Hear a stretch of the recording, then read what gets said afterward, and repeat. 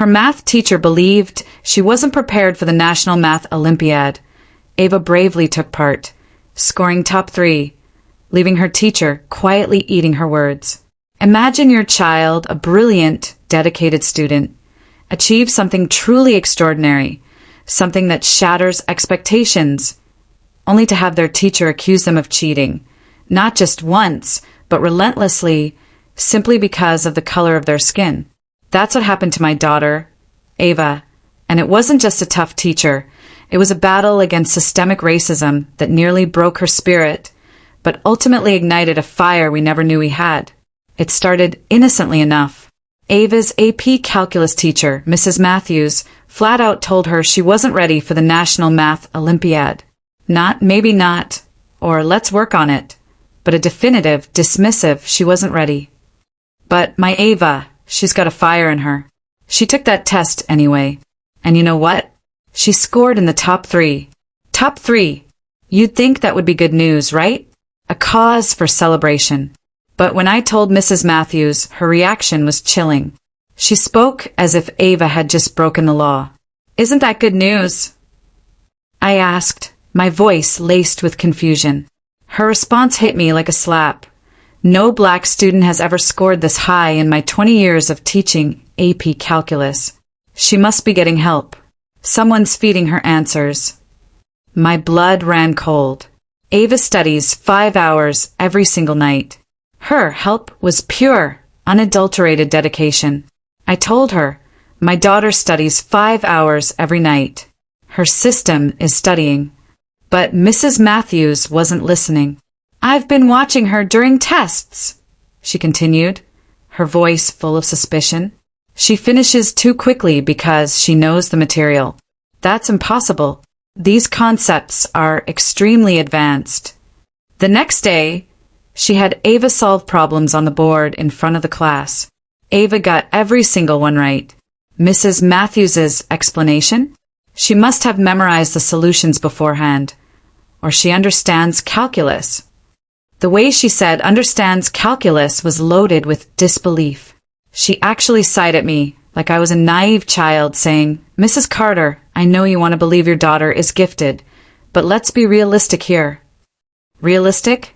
She was watching Ava like a hawk, separating her from other students, checking her calculator, trying to find a system. And when she couldn't find it, she just defaulted to accusing her. I've taught hundreds of students. I know when something's not right, she insisted. She doesn't even ask questions in class. I wanted to shout, because she doesn't need to. But Mrs. Matthews was stuck in her own narrative. Everyone needs help with calculus.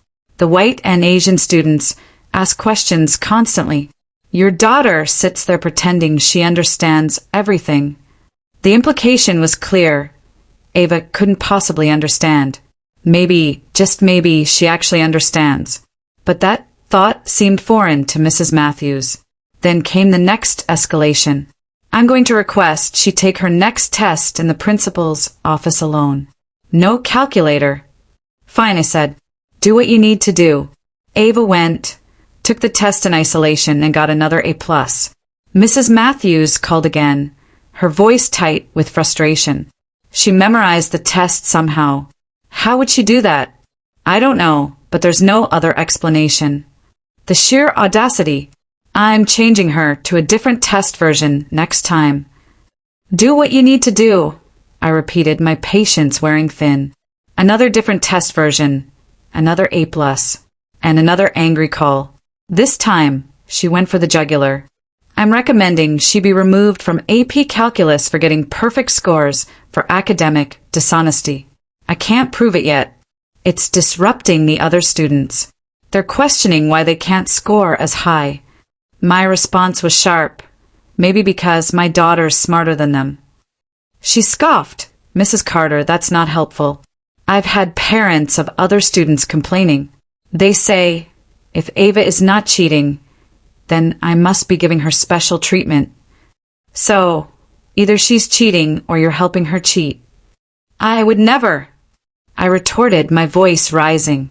But she had already decided. But she must be cheating because she's black.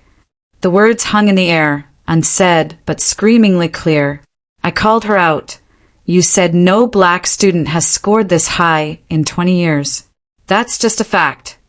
I pushed back. What happened to the black students who tried? Did you accuse them of cheating when they did well? A long, uncomfortable silence. They didn't do this well, she finally muttered. But if they had... More silence. Then I need to protect the integrity of my classroom, she concluded, her voice laced with a self-righteous conviction that made my stomach churn. That's when I started attending school board meetings. I dug deeper. What I found was horrifying. Mrs. Matthews had a pattern. She had complained about 3 other black students in previous years. There was Jasmine Porter, accused of plagiarism in pre-calc, who ended up moved to regular math. Ethan Richards, accused of copying homework, dropped the class entirely. And Isaiah Brooks, tested in isolation so many times that he developed severe anxiety and switched schools. I tracked down their parents. We met, we compared notes.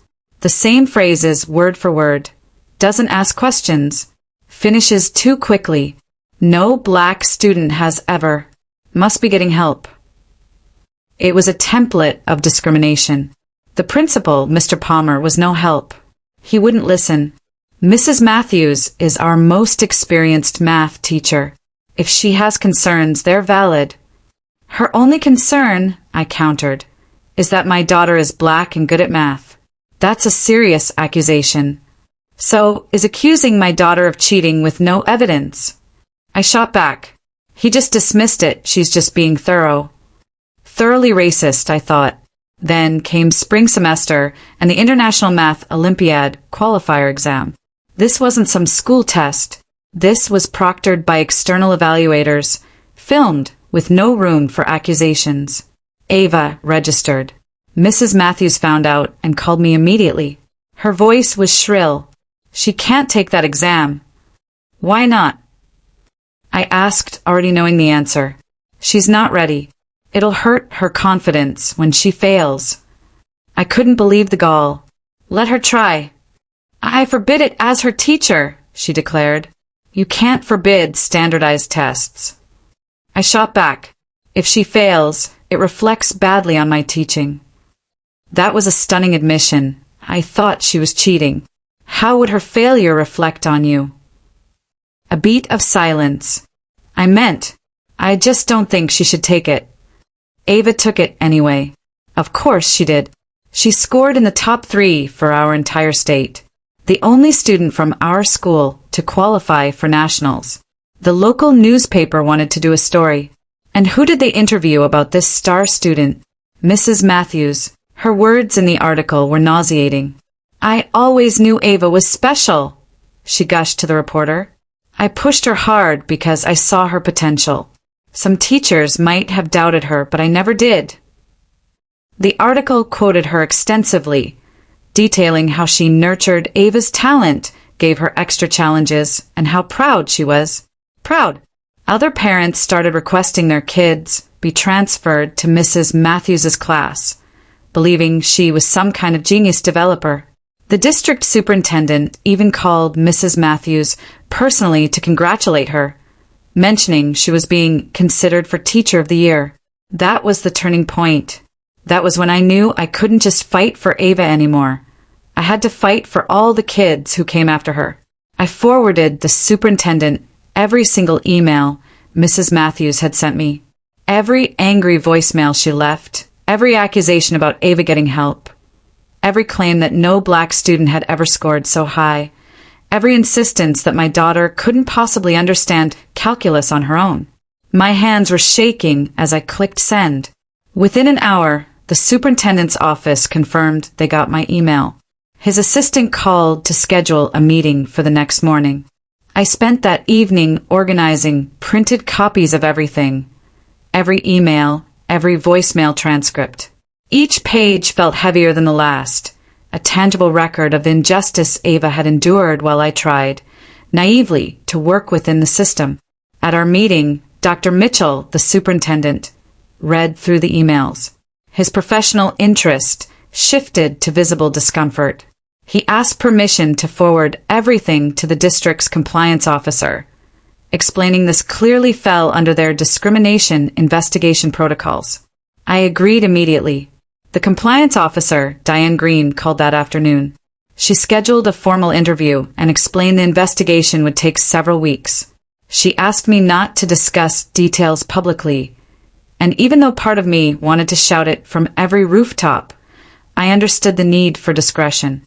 Ava came home from school reporting that Mrs. Matthews seemed distracted, nervous, barely making eye contact. I didn't tell Ava about the investigation yet. I wanted to protect her from disappointment if nothing came of it.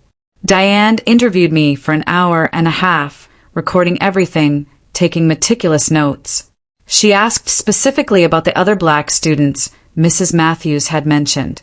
I gave her the contact information for the Porter, Richards, and Brooks families. Over the next week, Diane contacted each one. Lena, Jasmine's mom, called me excitedly to report that someone was finally taking their experiences seriously. She said Reed, Ethan's dad, broke down crying during his interview because he'd felt so powerless watching Ethan suffer. Then, 3 white parents came forward, mentioning their children felt uncomfortable with how Mrs. Matthews spoke about black students. Mrs. Matthews was placed on paid leave, pending the investigation outcome. A substitute took over her AP calculus class. Ava reported that the substitute was encouraging, supportive, treating all students with respect. The stark contrast highlighted just how abnormal Mrs. Matthews's behavior had been. The newspaper reporter who wrote the original article contacted the district asking for comment. The district released a brief statement about reviewing concerns regarding a teacher without naming Mrs. Matthews. I even received an anonymous email from someone claiming to be her former colleague, describing similar patterns with black students over the years that previous administrators had dismissed. The person was afraid to come forward publicly, but wanted me to know this had been happening for a long, long time. Diane scheduled a follow-up interview to discuss the anonymous email. She asked if I knew of any other witnesses.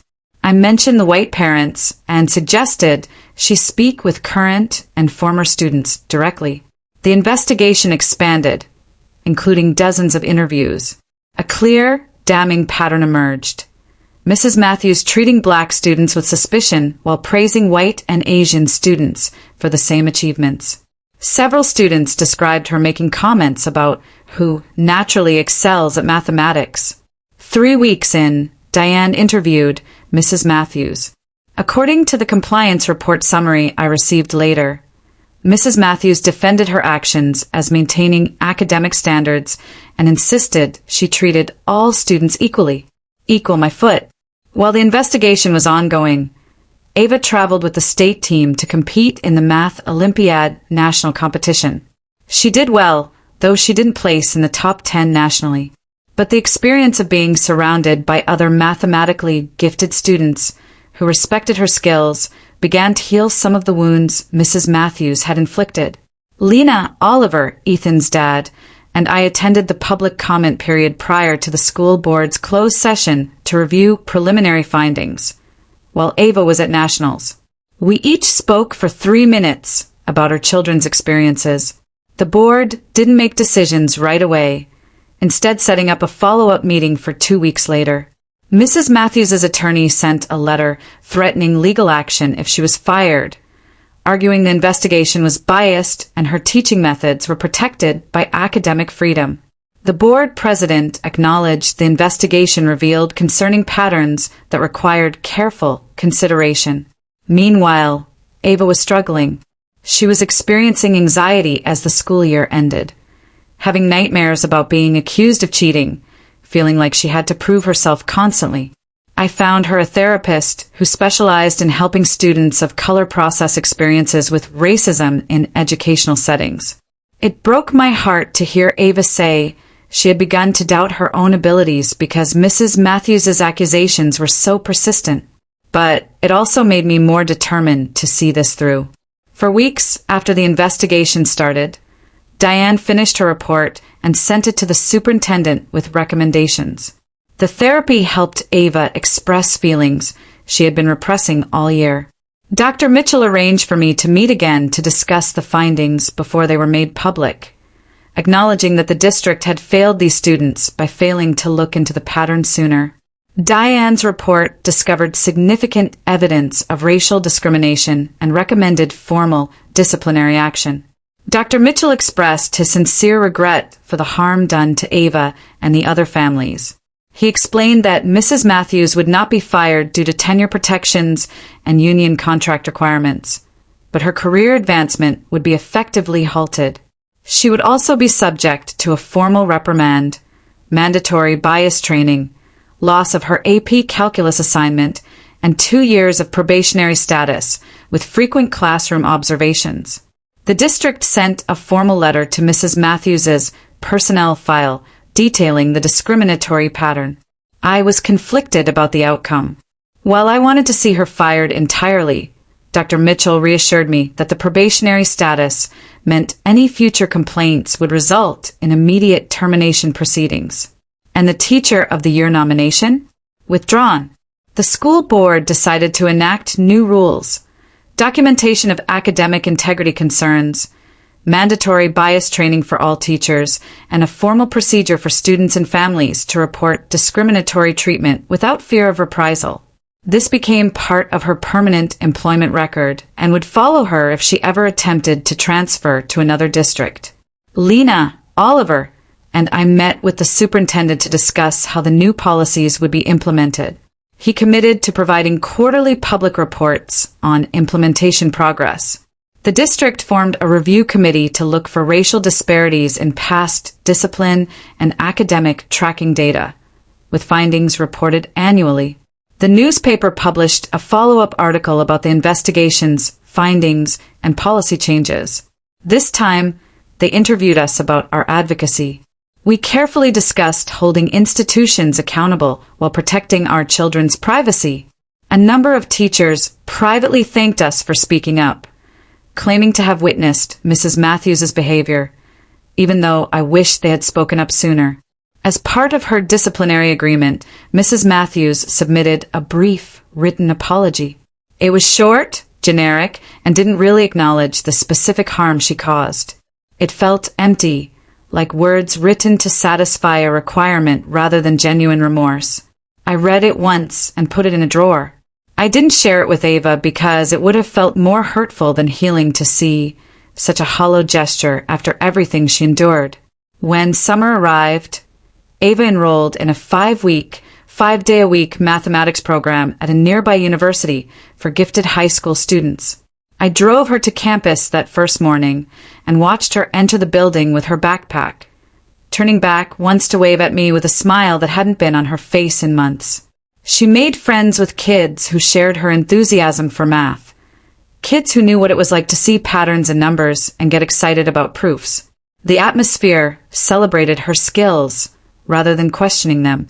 She talked endlessly about the problems they had worked on and the other students in her class when I picked her up that afternoon, feeling energized rather than exhausted. The district launched a bias training program in August, which all teachers had to finish before the new school year began. The curriculum specifically addressed racial assumptions about student abilities and the harm caused by unexamined biases. The training included case studies that looked very familiar, but had different names. I wondered if teachers recognized the patterns from their own schools. One afternoon in late August, Lena called me, her voice trembling with emotion. Jasmine had made the decision to return to advanced math classes for her senior year, feeling more confident that the new policies would protect her. Even though Jasmine had lost 2 years of advanced coursework she could never get back, this felt like a meaningful victory. A few days later, Oliver called with different news. Ethan decided to stick with regular math, finding his passion in literature and history.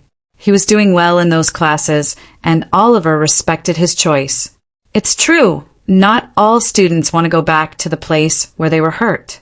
Isaiah's family, understandably, chose to stop participating after their initial interview, preferring to move on at his new school rather than revisit trauma. I respected their decision, even though I wished their voices had been included in the public record. Sometimes healing requires letting go rather than fighting.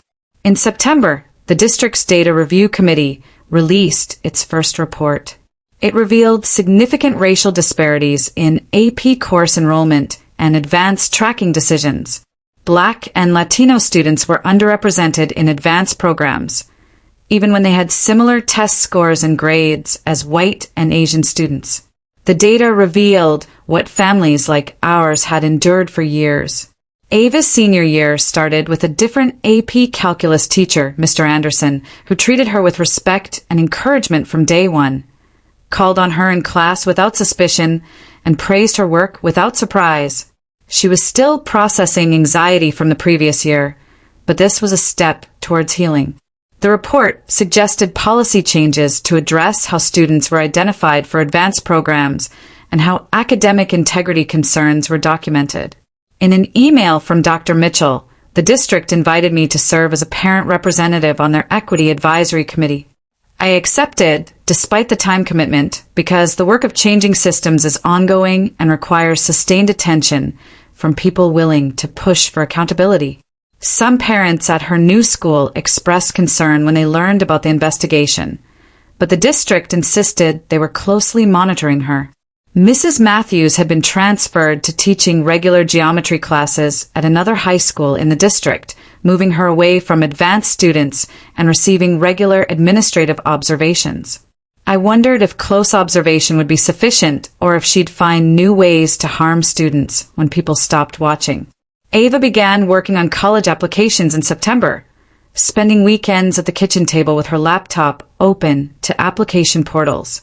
She wrote essay after essay about her passion for mathematics, but the words felt incomplete without acknowledging what she'd survived to get here.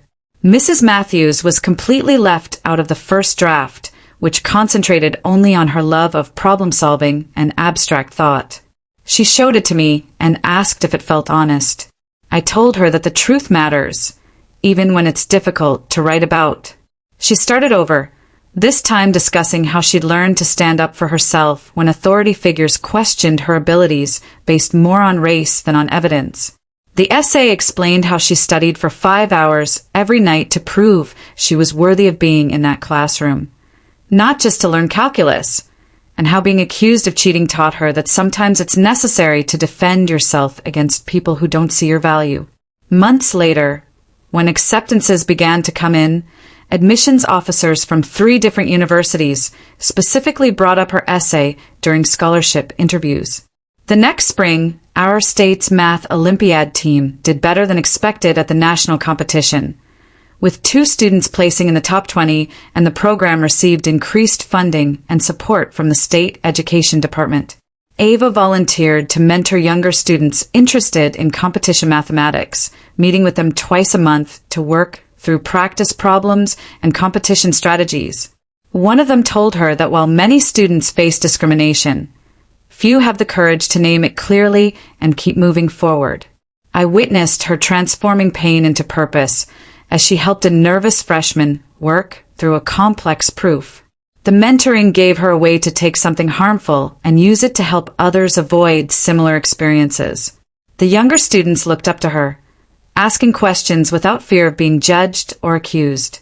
She encouraged them to trust their abilities and speak up when they knew the answer. On a Tuesday afternoon, 3 months into the new school year, Diane called me. The district compliance office had received 2 complaints about Mrs. Matthews from parents at her new school, both describing concerns about the way she spoke to students of color in her geometry classes.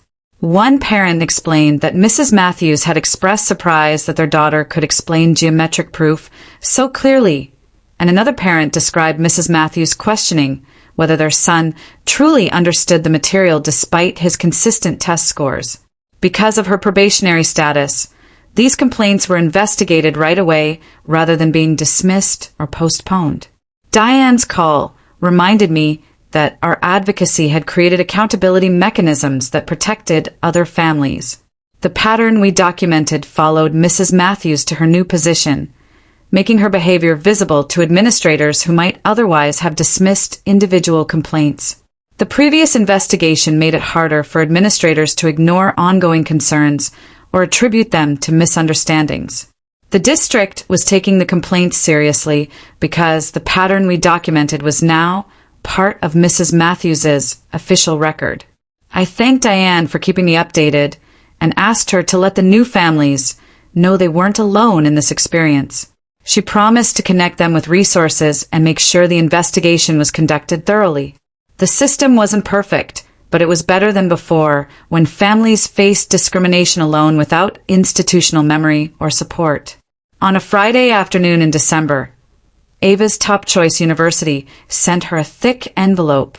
She opened it with trembling hands at the kitchen table and took out the scholarship offer and acceptance letter, which highlighted her Math Olympiad performance and her proven mathematical prowess.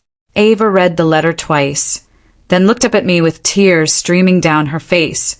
Happy, relief, validation tears. She had worked so hard for this moment, studying through doubt, accusation, and isolation.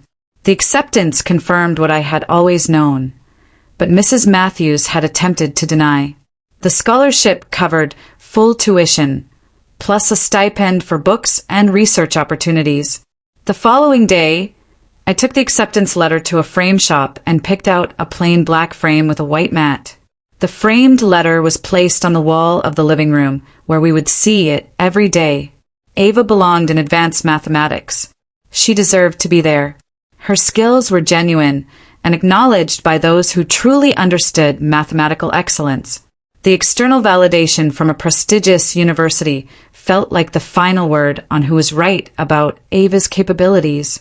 The letter represented more than just college acceptance. It represented Ava's resilience and our family's refusal to let racism define our daughter's future. The school board recognized Ava for her Math Olympiad achievement and college acceptance at their January public meeting. It was a tangible reminder that Ava's abilities were never in doubt, despite Mrs. Matthews's attempts to undermine her confidence and reputation. After the public meeting, 3 board members came up to me privately to apologize for not addressing the issues regarding Mrs. Matthews sooner, acknowledging that the district should have looked into the pattern years ago when the first complaint surfaced. They gave her a certificate and took pictures for the district website. Our advocacy changed how the board thinks about responding to discrimination complaints.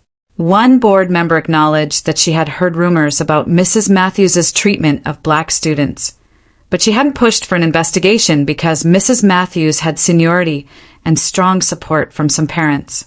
Despite the fact that they couldn't undo the harm Ava and the other students had endured, their apologies felt sincere. In February, Jasmine received college acceptances to prestigious programs, including admission to the State University's Honors College. Lena called me in tears of joy upon receiving the acceptances. During her senior year, Jasmine had restored her confidence in advanced coursework, demonstrating to herself that she belonged in difficult classes. Over coffee, Lena and I celebrated the progress our daughters were making in spite of the challenges they faced, discussing how things might have turned out differently if we had resisted years earlier, but also admitting that we did what we could when we realized the whole pattern. The district's new academic integrity documentation policy released its first annual report in March. The data showed that concerns were being raised more equally across racial groups now that teachers had to provide specific evidence rather than relying on feelings about who seemed capable. Our daughters were succeeding now, and that mattered more than dwelling on what we couldn't change about the past. The data showed that the policy was working to reduce discriminatory referrals. Teachers could no longer simply accuse students without documentation, and the numbers made visible what families like ours had endured for years but couldn't prove without systematic data collection. Prior to the policy, Black and Latino students received academic dishonesty referrals at a rate that was 3 times higher than that of white and Asian students, despite similar grade distributions. After the policy was put into place, the referral rates became nearly equal across groups. The district accepted Mrs. Matthews's resignation without protest and she left teaching completely rather than attempting to transfer to another district where her record would follow her. Mrs. Matthews gave personal reasons in her resignation letter, but everyone involved in the investigations understood that she was leaving rather than continuing to teach under probationary observation. Her resignation took effect at the end of the school year. The resignation felt like incomplete justice, but it was more accountability than most discriminatory teachers ever experience. The high school posted job openings for 3 new math teachers in early summer. For the first time in the district's history, the hiring committee included parent representatives. I was one of 3 parents who served on that committee. We asked each candidate specific questions about supporting students of color in advanced classes, including how they would handle a high-achieving Black student, their knowledge of culturally responsive teaching, and whether they had ever confronted their own prejudices about who should be in advanced math. 2 candidates stood out because they discussed specific training they had completed and real classroom experiences where they had worked to ensure all students felt they belonged. Other candidates gave rehearsed textbook answers, while some acknowledged they had never given much thought to race in teaching.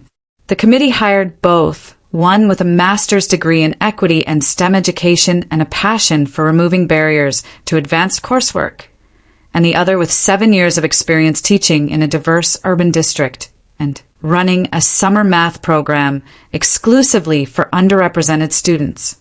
Neither had Mrs. Matthews's decades of experience, but they had something more significant. They thought all students could succeed in math, regardless of race. Ava's senior year AP Calculus class registration revealed something I had never seen before. 10 Black students enrolled, compared to 3 the year before and 2 the year before that. Families who had kept their children in regular math because they didn't trust the way advanced classes worked were willing to try again. Now that Mrs. Matthews was gone and the new teachers had equity training, parents told me they felt more comfortable sending their kids into AP Calculus. Ava met some of the other Black students during summer orientation, and she came home talking about how different it felt to not be one of only a few in the room. She said it made her realize how isolated she'd felt the previous year, even though she'd never let herself think about it much at the time. Seeing those enrollment numbers felt like watching something shift, not fixed, but moving in a better direction. I was hesitant to accept the district's invitation to speak at a parent meeting about advocacy in September because I'm not a public speaker, but Lena persuaded me that other families should hear what we'd learned. I stood at the front of the room with printed copies of The Achieving.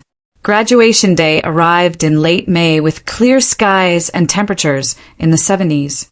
I cried as I watched her up there in her cap and gown, thinking about everything she'd survived to reach that moment. Her voice remained steady throughout the entire speech, strong and clear. She talked about persevering through situations where teachers asked if she belonged in difficult classes. She mentioned the value of having people who believe in you, thanked me and her other supporters by name, and never mentioned Mrs. Matthews's name. But everyone who knew the story knew exactly who she meant. When she finished, the audience stood and applauded for nearly a minute. Timeline I'd made that tracked Mrs. Matthews's accusations, telling them to keep a written record of everything, save all emails, take notes with dates and times after every phone call, and record what was said in meetings if the district permitted it. I explained that forming a coalition with Jasmine's and Ethan's families had made the pattern unquestionable in a way that a single complaint never could. The system counts on parents giving up, I told them, so refusing to give up is the most powerful thing you can do. A number of parents took notes. I stressed that administrators tend to ignore individual concerns, but find it more difficult to ignore multiple families telling the same story.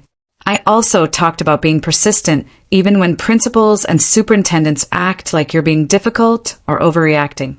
A few people wiped their eyes when I explained how long Ava had to put up with Mrs. Matthews's treatment before we fully grasped the pattern. Following the presentation, parents lined up to speak with me, and their stories made it evident that Mrs. Matthews was only one instance of a much larger issue.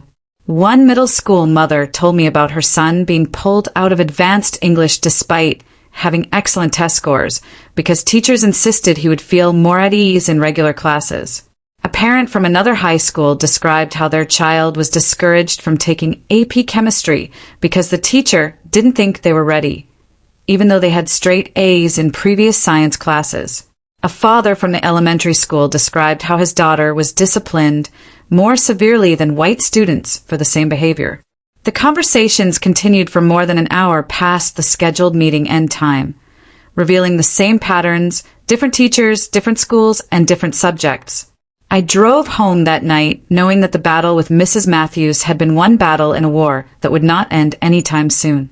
The work of changing systems required constant attention from people willing to push back against discrimination wherever it appeared. Ava finished as valedictorian with a perfect 4.0 GPA, and the school asked her to give the graduation speech. She spent 2 weeks writing and revising it, letting me read drafts, but deciding what to include herself. The final speech discussed perseverance when people doubt you, proving yourself through excellence, and not letting other people's limited expectations define what you're capable of. After the ceremony, several of Ava's teachers found her in the crowd to offer congratulations. The math department chair pulled Ava aside and apologized for not seeing Mrs. Matthews' pattern sooner, saying the department should have protected students better. Her chemistry teacher hugged her and said she had been an absolute joy to teach. Her English teacher told her the college she was attending was lucky to have her. Her new calculus teacher, one of the ones hired to replace Mrs. Matthews, said Ava had set a standard of excellence that inspired the whole class. Each conversation seemed to help offset some of the harm caused by the teacher who truly believed in Ava. Oliver, Lena, and I sat together in the bleachers as we watched the graduates cross the stage to get their diplomas. Ava walked with quiet confidence, shaking hands with the principal and superintendent, who had finally listened to our concerns. Ethan walked with a big smile, waving to his family, and Jasmine walked with her head high, wearing the gold honor cord she had earned. The system was still far from where it should have been, but our advocacy had prevented future students from going through what our children had. We discussed how things might have turned out if we had given up, if we had accepted the district's initial dismissals, and if we had allowed Mrs. Matthews to continue her pattern unchallenged. Even though there was still a lot of work to be done, it felt good to know that we had brought accountability where none had been before, and that parents banding together could make institutions address discrimination they'd prefer to ignore. The summer before college, Ava secured a position as a teaching assistant in a middle school mathematics program for students of color. The 6-week program, which took place at a community center, focused on boosting the confidence and skills of students who had been told they weren't good with math.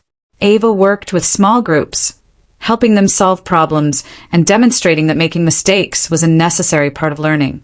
She usually returned home feeling energized, sharing stories about students' breakthroughs or amusing remarks. Mrs. Matthews had attempted to make her doubt her skills, but now she could use her experience to help other students avoid that same doubt. She told me one evening, helping younger students see themselves as mathematicians felt like taking something painful and turning it into something with purpose. She might be the supportive voice she had needed during her junior year. In early August, Isaiah Brooks's mother sent me a message on social media. She stated that her son was doing well at his new school, had chosen to major in computer science in college, had restored his self-confidence, and was enthusiastic about his future in a technical field.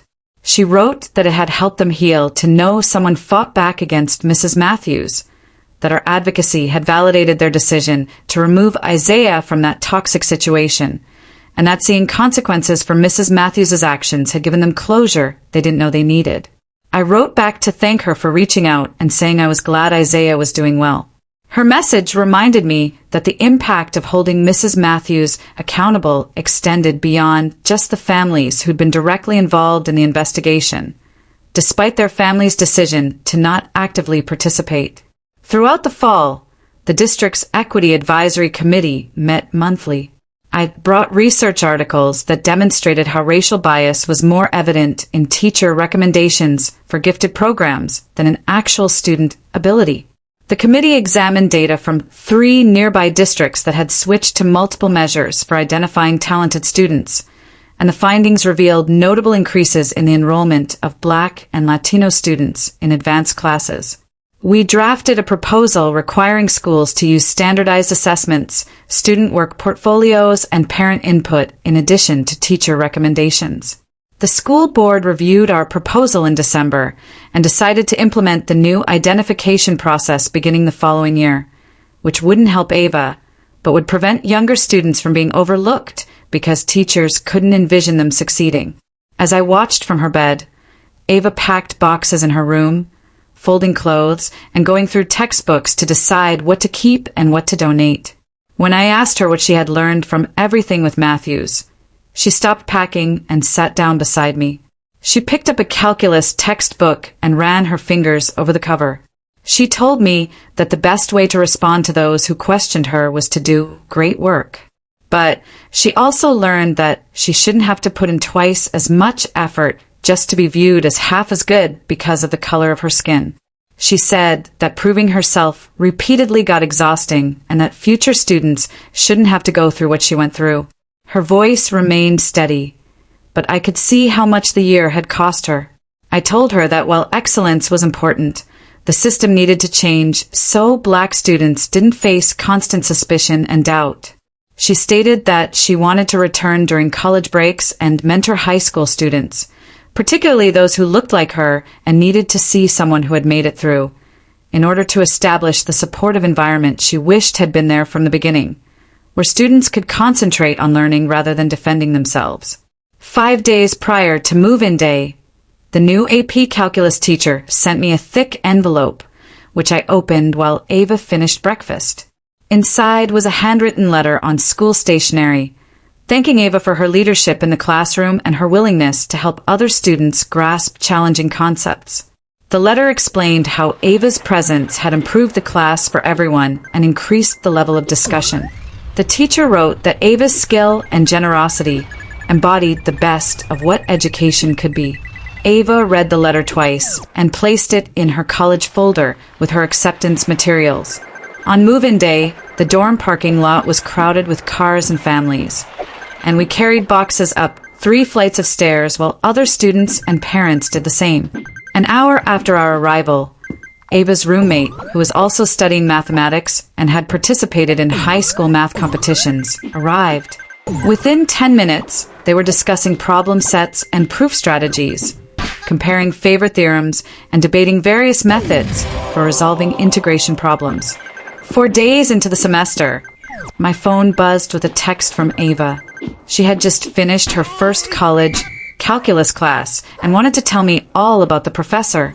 She described how he was brilliant and encouraging, treating every student like a capable mathematician regardless of their background, and how he asked challenging questions and seemed genuinely excited when students engaged with the material. Learning was supposed to feel like this.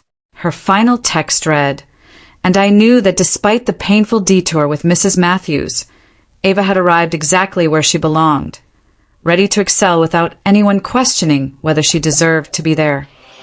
She was surrounded by people who praised rather than questioned her abilities, and I was thankful that Mrs. Matthews' attempts to break Ava's spirit had failed.